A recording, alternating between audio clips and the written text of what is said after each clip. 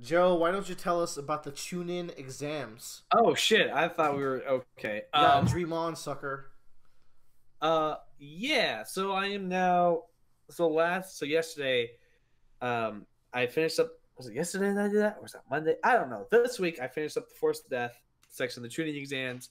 I am now at the episode where Sasuke and Gaara are fighting in the tuning exams arena, and basically at the end of this fight kicks off the next arc, which is the whole Gaara invasion fucking bullshit happening fate thing. Um Yes. anyways, so we're away from Zabuza now, and now our three plucky heroes uh are now going to be part of the tuning exams. And like it's kind of like not fair, but like every time I watch the show I always compare it to like One Piece and the way that One Piece develops its worlds and its rules and its characters and like how it's You say it's not introduced. fair, but they were competitors for years. So I It's think that's true. the fairest ever. It's when you look at Naruto, I feel like there are a lot of things that are just introduced to Naruto and they're almost like thrown at you. Like the biggest one out of this whole arc is the tuning exams. You're making theories that's supposed to really make you buy into this world. Like One Piece, it wants you to buy into the Grand Line, the East and West Blue, and make you want to dissect everything that you see and like get a sense that this is a living, breathing world.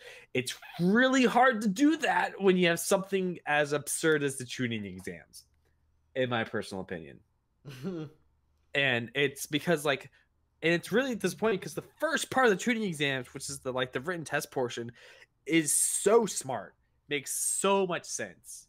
It's like, oh, you're ninjas. You have to be able to gather information from your enemy without them knowing, and being able to do it as a team and not leave a team member behind while you do it. Or else, because if your team member gets captured while you're trying to like gather information, everyone's screwed. Yeah, Because remind me what this is. This is like a battle to cheat, right? yeah, so basically they go into a room and they have a 10 question test. The 10th question will be revealed to them 10 minutes before the test time is over. And the rule is there it's a three there you have three people in your team. Everyone has to pass. If one person does not pass the exam, your whole team fails. And whenever you get caught cheating, you don't fail the test. You just you lose points. And if you reach ever a threshold that makes you lose to the point where like you can't possibly pass this test, they'll kick you out. And so the whole point of this exam is basically you have to be able to gather information with or without your team, but the biggest thing is to not get caught. So that way you don't essentially like let your teammates down. That's the other kind of key part to this where like you're not going to be the one that screws over your teammates. And it's a great idea for like the way that this works of like, oh, we have to use all of our ninja techniques. Sasuke uses his Sharingan to like copy um this one student or like a plant. There's also a bunch of plants within the test takers like room that are writing down the correct answers the entire time. So Sasuke uses his Sharingan to copy this person's like what they're doing exactly because he realizes if they're just speeding through the test. Tintin is able to like set up a mirror system and is able to like reflect the images and like show his her teammates where everyone what the answers are. Shino uses bugs to relay the answers to his teammates, and it's like, oh, this really gets to show you how like each person goes individually and how they gather information. It makes it like it feels like something you would actually test kids on to make them think about like how do I do this job, you know what I'm saying, without actually having to do it. Does that make Mm-hmm. sense? um like, wow, this is a cool idea. Like that's a really clever way of like testing kids of like how like that aspect of a ninja. So all for that, and then we get to the Force of Death. And I think the biggest thing about the Force of Death is it's way too long, and a part of it is just boring, and feels out of place and doesn't feel like it lines up with the rest of the exam, which is the Orochimaru like section of that whole thing. Well, You that's know, because it's that's not part of the exam. To be fair, that is an right? To be interruption. fair, but it kind of just ruins the mood. Maybe because there's a second interruption later in the arc from a different party. Maybe it would have been better to not have one of those two. Maybe. Are you talking about the Force of Death or like? Well, Gara is kind of the interruption in the end. Right. There. Yeah, and no, I agree. And like, it's just kind of like, it's like the Force of Death. I feel like it's just like they meet over tomorrow, and like your three heroes are just incapacitated, like are out of action for like 7 episodes or something ridiculous like that. You're just like, what the fuck? Like, it could have been anything else where like they all split up and they end up like running into other of the Rookie Nine, have to work with them, and they come together, and like we have to be able to work together as a team because that's how everyone else was able to do it. Like, you have some really cool moments, like Sakura defends Sasuke and them, and she like takes a few kunais to like the arms and the knees, and like I really liked that episode. I thought that was a cool way of like it's just a nice little Sakura like coming to terms of like, I've been doing all of these things for the wrong reason. I have to stop doing it that way, or I'll never be the actual good ninja I could possibly be. And there's some, it's just so weirdly paced, and it just was so uninteresting at most times, and it just felt like it feels like a farce almost. It has Anko though. It does have Anko though. Before she was Chanko. Joe, you can't. But like, Force of Death was it kind of like comes and goes in the blink of an eye, even though as badly paced as it was. Like, I don't remember anything about it. Like, it just was just so uninteresting to me. Like, it was like, oh yeah, they were there, they get passed out, Sasuke got cursed, Naruto got sealed. Oh yeah, this started that whole plot line. Yeah, it did. I guess it was necessary then. Like, it had to happen. But like, you could have done that at the Gara section at the end. Let's talk about Rock Lee versus Gara and get the fuck out of here. So now we get to the third part of this, which is the preliminary fights. This is the part where it's like it kind of breaks that like that world building. It's just like, why on earth would you have a fighting tournament kind of deal that's just a straight up one-on-one fight for ninjas? And the point of a ninja is to not have a fair fight. Because we even see that in the previous arc with Zabuza, where whenever they're out there and they're fighting ninjas, they are doing everything they can to put the advantage in their, like, to have anything in their advantage. Like, you have ninjas ambushing them on the side of the road. You have Zabuza like faking his own death to gather more intel about Kakashi and everyone, and then coming back later with a better strategy. Like, that's a good point. Never thought of that. Maybe it would have been better if it was 1v1s, but not in an arena, in like a different biomes and locations where you have to. You know what? Even cooler is that it was a 3v3 like team fight, and you had to fight another team to complete an objective before the other team does. Yeah, you know? I mean, that would be too cool though. Relax. Yeah. What's the point of the Force of Death? But more, by the way, the Force of Death is just basically PUBG or Fortnite before they where we drop it again. God, it is. Because there's literally a point where Kabuto's explaining that, like, at the end of the there's a point where Kabuto's explaining how at the end of the Force of Death section, everyone gathers in the center of the arena because they try to like ambush each other and steal their scrolls, and it literally looks like a Fortnite minimap because there's a tower in the middle and there's a circle around it and it's a bunch of arrows heading towards the middle of the circle. I want to see fucking Gara doing a default dance. I just want to bring up that Hunter x Hunter did Fortnite before Naruto. I think that's a sentence, and it's way cooler because they're stealing tags from each other. Yeah, and like I just saw that and like my brain exploded. I thought it was so funny. But like it just seems so ridiculous to me that you have these like fights like, oh, we're just gonna have a fighting tournament now. It's like, no, these other two sections make sense to be a ninja. This doesn't make any sense. You're just like asking people to brawl. Well, hold on, Joe. Like, it does make sense that sometimes you're gonna be separated from your team and you're gonna meet a 1v1. Which is why I think you could fix everything by just putting it in a map that's unfair, and you have to figure out how to use your environment, as opposed to like get in a ring and just fight each other. Duke it out. because yeah, and it's funny you say that because in those Chuunin exam arena fights, that's how those people win. Every single one of them. Well, then I guess they proved that they were good ninjas then. Yeah, but like, but putting that aside, when you get to these preliminary fights, I think after like there's a bunch of chaff fights that you go through that are just like, oh, like random sound ninja, puppet boy, who we really don't want to go into details yet what he can do. You get a lot of these really good like character like defining fights, which are awesome. Sakura Like Ino yeah, is Sakura a good Ino is one. great. Shikamaru versus the Sound Girl is awesome because it introduces you to like his whole like play-by-play setting and like how he's different as a ninja. Um, Even like the Naruto versus Kiba ones, tons of fun. Uzumaki Barrage is a badass move. It is, and like, and I love that move because like it's a great way to show how different but similar that Naruto and Sasuke are because Sasuke does Lee's move, but it's basically almost a one for one except for at the very end, right? Yeah. Whereas Naruto is like, I want that's a great move. I need to know how to I should do it, but I can't do it that way. So I'm gonna do it my own way. Yeah, very emblematic of Naruto. Yes. And like that's another great character moment because it shows like how much he's able to think on his feet and not necessarily bend the rules, but find a different way of doing something. Didn't that fight also have a mechanic where like Akamaru could pee on Naruto so he couldn't hide in the clones?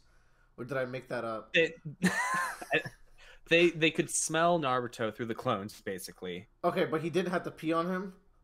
Maybe I don't remember. Was this a weird fanfic? Whatever. Maybe it was a weird fanfic. But that whole fight's great because it shows like how like Naruto's dumb, but he's a really clever fighter. Like he's a trickster fighter, and it really showcases his ability to do that. Yeah. Until he just digs a fucking hole with his bare hands. That's the worst. Yeah, I know. Like, I hate that. When you got to that part, right? So I could talk about it a little bit. Yeah. Back when I was like a kid, I saw that in an AMV before I saw it in the show, and I was like, "Oh fuck! Naruto must have used the Earth Jutsu to go underground and punch him from below. That's so cool." No, he just fucking dug with his hands. Oh.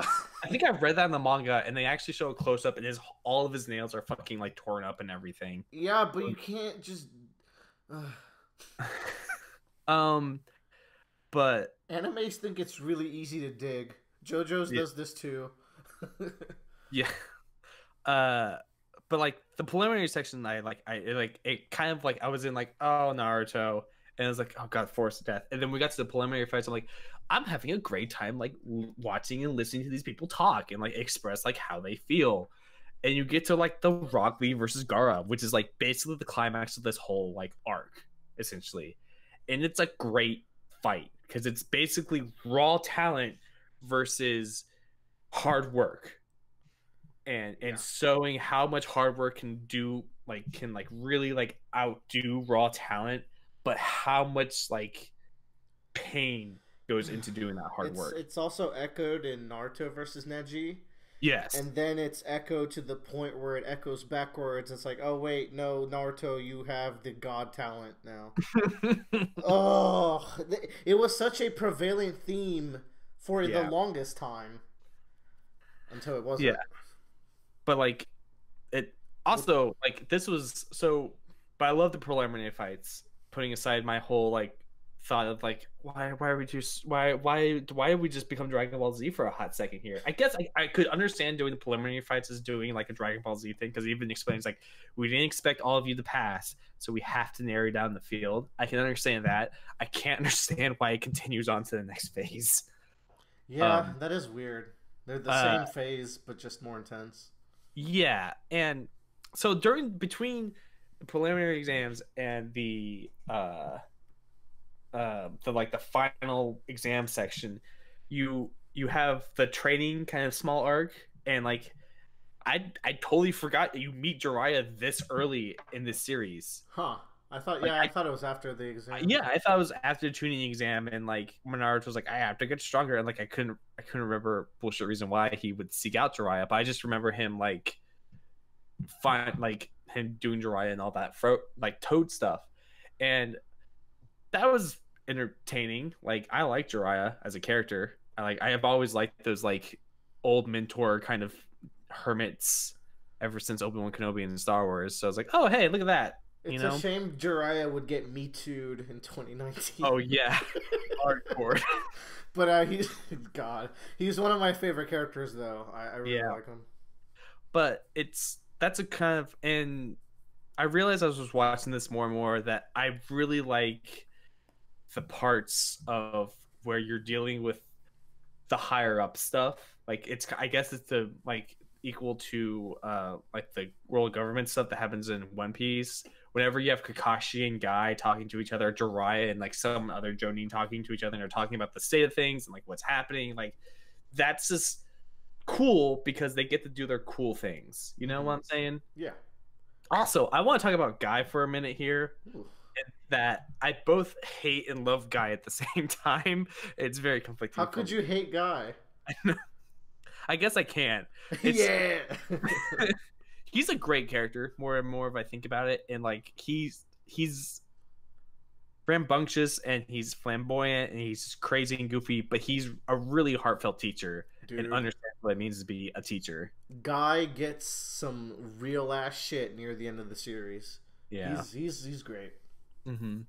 But anyways, right now I'm on the Sasuke versus Gaara part, and then we have the Gaara attack. I forget everything that happens at this point because I distinctly remember stop like actively like following Naruto anime to anime week by week at this section. I can't remember why. It might have been because football season started.